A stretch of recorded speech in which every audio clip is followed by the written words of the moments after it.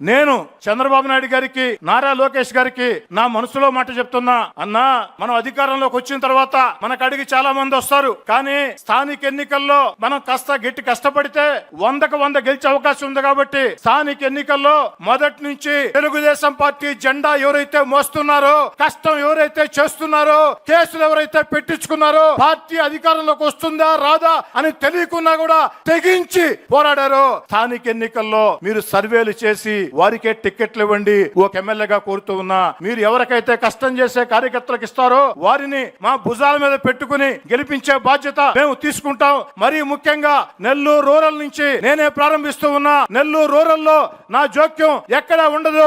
Party నిర్ణయించండి, party కోసం కష్టం చేసే వాళ్ళని పెట్టండి. అధికారం వచ్చిందో వచ్చేవాళ్ళు వస్తూ ఉంటారు, పోతా ఉంటారు, కానీ ఎమ్మెల్యేలుగా పోటీ చేసేవాళ్ళు, ఎంపీలుగా చేసేవాళ్ళు వస్తూ ఉంటారు, పోతా ఉంటారనా. కొంతమంది మీతో గట్టిగా ఉంటారు, కానీ ఆ కింద కూర్చున్న ఆ జెండా మోసిన కార్యకర్తలు ఈ రోజు మీరు వర్చువల్ మహానాడు పెడితే ఆ యొక్క ప్రాంతాల్లో ఒక పండుగ వాతావరణంలో సాగుతూ ఉంటే అక్కడ కూర్చుని ఏదైతే మీరు చెప్పే మాటలకి నిన్న లోకేష్ గారు ఉపన్యాసంకి హోరెత్తారు, బాబు గారు మాట చెప్పారు, దానికి హోరెత్తారు. కాబట్టి ఆ కార్యకర్తలే పార్టీ సొంతం.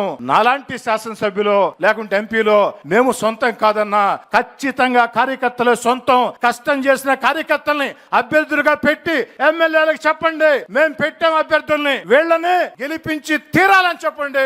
అప్పుడు నిజమైనటువంటి కార్యకర్తలకి న్యాయం జరుగుతుందని కోరుకుంటూ, భవిష్యత్తులో నారా లోకేష్ గారు ఇంకా ఉన్న స్థితికి రావాలని, నారా చంద్రబాబు నాయుడు గారు ఇంకా కూడా ప్రజలకి ఆయురారోగ్యాలతో సేవలు అందించాలని, వారి నేతృత్వంలో అద్భుతంగా మహోద్భుతంగా ఆంధ్రప్రదేశ్ ముందుకు సాగుతుందని మనసా వాచా నమ్ముతూ మీ అందరి వద్ద సెలవు తీసుకుంటూ బెల్లు కొట్టనటువంటి కేశవన్నకి ప్రత్యేకంగా ధన్యవాదాలు తెలియజేస్తున్నాను.